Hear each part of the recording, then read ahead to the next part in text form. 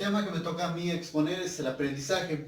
Para entender el aprendizaje debemos de tomar en cuenta las siguientes palabras, lo que es la inteligencia, que no es más que el saber elegir entre dos o más cosas.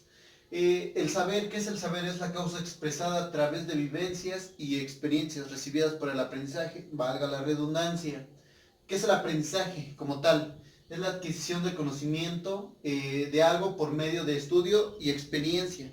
¿Qué es la experiencia? No es más que la habilidad que se quiere por haber realizado algo, y haya sido positivo o negativo. Muy bien, el aprendizaje puede ser causado por estímulos. Pongo el siguiente ejemplo. Cuando íbamos en la primaria, las tablas de multiplicar las memorizábamos, no las aprendíamos. ¿Por qué las memorizábamos? Porque las estábamos repitiendo constantemente. Eso creaba que nos condicionáramos a aprenderlas, pero de una forma memorable. No era tanto porque lo estábamos realmente. El aprendizaje entonces lo entendemos que se adquiere porque se necesite, o por necesidad, o porque algo ha sido constantemente repetitivo. Eso lo vamos a ver en un momento. Vamos a ver los factores que influyen en el aprendizaje. Los factores que influyen en el aprendizaje son ambientales, que están relacionados con el lugar donde se vive o el niño creció. Si nos estamos enfocando en lo que viene siendo kinder, primaria, secundaria, los estímulos que recibe un niño deben ser buenos y deben de llevar no solamente a un conocimiento de memoria, sino realmente un conocimiento de un aprendizaje cognitivo. Eso nuevamente lo vamos a ver en un momento. Diferencias individuales entre los niños. Debemos de entender acá que cada niño posee distintas características diferentes, que cada uno aprende de diferente forma. Prácticas de crianza del niño. Acá nos dice que debemos prácticamente promover el aprendizaje desde casa. En otras palabras, debemos de invitar a los padres de familia a colaborar con sus hijos. Factores hereditarios. Creo que lo entendemos, que no es más que la forma en que una persona obtiene los conocimientos porque se los han heredado prácticamente genética. Violencia contra niños es otra causa por la que los niños pueden tener, es un factor por que no pueden tener el aprendizaje. Muchas veces si los niños tienen esto, en lugar de aprender, pueden tener miedo, rencor y rabia. Padres y madres despreocupados. Prácticamente se presenta un problema de aislamiento, por lo que los niños no hacen que retengan la información. Y factores económicos. Si es mucho factor económico, o sea, si la persona no cuenta con la atención necesaria, un niño no va a llegar a aprender, ya que muchas cosas necesitamos material para poder aprender. Esas fueron algunas causas expresadas para el aprendizaje, factores. Ahora nos vamos con el aprendizaje en grupos. Cuando hablamos de aprendizaje en grupo, entendamos que forma de dos o más personas. Cuando se trabaja en masas, se puede observar que cada uno posee una característica diferente. Lo que mencionaba yo anteriormente, cada niño tiene una forma diferente de aprender. Entendamos que no todos aprenden de la misma forma, ya que en clases anteriores hemos visto que los niños aprenden de forma kinestésica, visual y auditiva. Entonces, debemos de tomar las siguientes características para que un niño pueda aprender. Debemos de utilizar la metáfora. ¿Qué es la metáfora? Son las comparaciones que podemos hacer de la vida cotidiana con algo que un niño pueda comprender. Un ejemplo, si a una persona le dicen, es que me pisaste, sentí como si estuviese pisando un elefante. Se refiere esto a que una persona no haya sido realmente pisada por un elefante, sino que su pisada fue muy fuerte. Un pensamiento visual. ¿A qué nos referimos esto? Ah, lamentablemente hoy día el aprendizaje que muchos hoy tienen es a través de internet y no se encuentra el contenido bueno o apropiado para niños.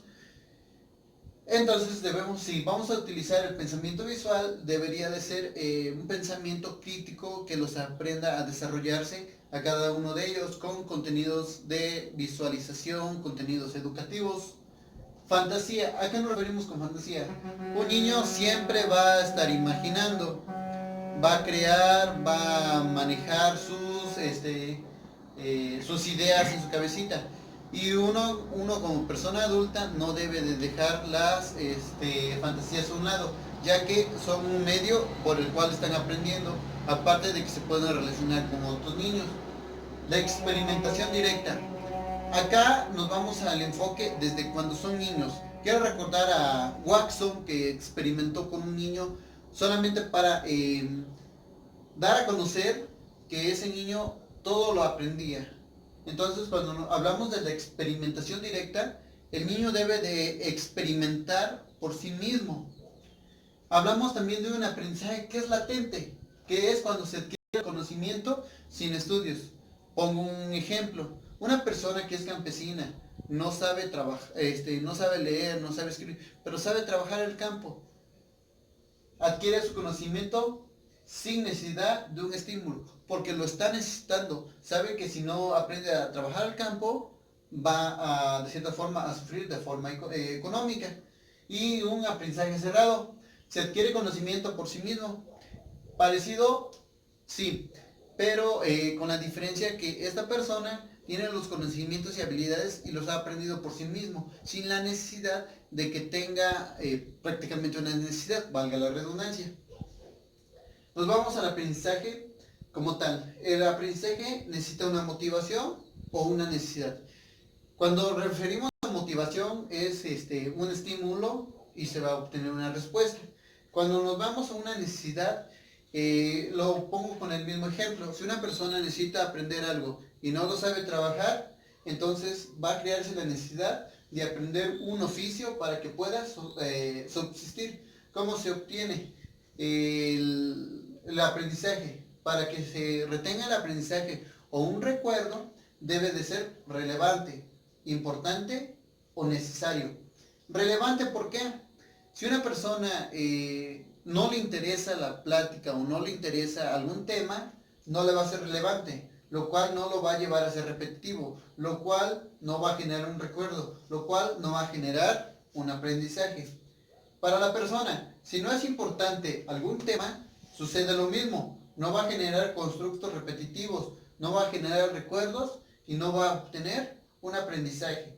O si no lo es, y si no es necesario, no va a generar nuevamente lo que es repetitivo, no va a generar un recuerdo y no va a generar un aprendizaje. Entendamos que toda experiencia vivida lleva a un recuerdo.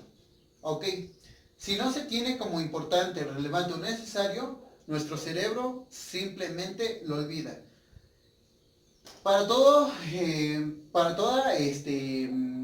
clase que se dé en lo que viene siendo niños, niñas, kinder, secundaria, incluso bachiller y universitarios, se debe de tomar en cuenta las dinámicas, los dominios del tema por el personal que lo está impartiendo, la seguridad que se crea esa persona, pero no solamente que se crea esa persona, sino cómo la transmite ante los demás, y el material de trabajo es muy necesario, porque si no se cuenta con el material necesario, no se va a obtener el conocimiento o el aprendizaje debido. Todo aprendizaje siempre va a ser evaluado. Nos vamos a meter un poquito en lo que viene siendo el aula, perdón. Entendamos que la evaluación es el proceso de recolección de información para emitir juicios de valor sobre los aprendizajes y retroalimentar el proceso. ¿A qué nos referimos con esto? A que una persona, para que tenga sus características de aprendizaje activas, debe de tener los conocimientos estables, cerrados. ¿Y cómo se va a medir esto? A través de una evaluación, que no es más que la forma de recopilar la información que se ha obtenido a través de la experiencia, de toda experiencia. Entendamos que una buena evaluación debe tomar en cuenta tres partes. La memoria sensorial, que es la que se utiliza al flash, al momento. Y la memoria de corto plazo, es la memoria que la utilizas.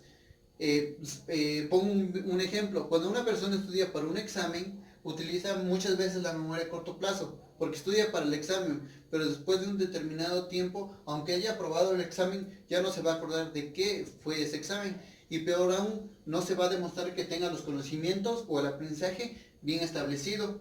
Y también la memoria de largo plazo.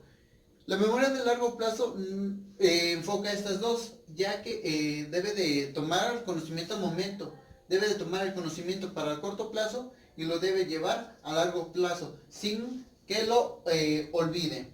También se debe de tomar en cuenta que toda enseñanza debe ser transmitida de una forma correcta. Para ello hay distintos modelos, está el conductual, el cognitivismo, el humanismo, el sociocultural, los aprendizajes por significado y por descubrimiento. Nos vamos con el conductual. Muchos ya lo sabemos, estímulo-respuesta. Si tú aprendes yo te doy esto, pero es más para memorizar. El cognitivismo. El cognitivismo es el proceso, el que lleva la memoria para retener información, para aceptar la información, analizar la información y poder obtener nuevos conocimientos. El humanismo. El humanismo se basa en la de Maslow y Carl Rogers. Entendamos que el humanismo debemos de estar bien con nosotros mismos para poder obtener un conocimiento. Sociocultural. Sociocultural se refiere a los medios que estamos en el que vivimos para que podamos aprender. Ejemplo, si una persona, su papá es carpintero, lo más probable es que su hijo tenga conocimientos de carpintería. Si su papá es campesino, lo más probable es que tenga conocimientos de campo. Si es albañil, lo más seguro es que tenga conocimientos de albañilería. Aprendizaje significativo. Eso se refiere al conocimiento que se obtiene a través de constructos que si no tiene importancia, ¿dónde está lo de importancia? Si no tiene importancia, no tiene significado, o sea que no tiene un conocimiento previo, o por descubrimiento. Acá el niño o el aprendiz debe de tener la necesidad de aprender, y si no, lo va descubriendo poco a poco. Acá nuevamente me meto con Watson, que recordemos que experimentó con un niño en el cual iba transmitiendo sus conocimientos y al final le enseñó a tener miedo. Y también es una forma de aprendizaje.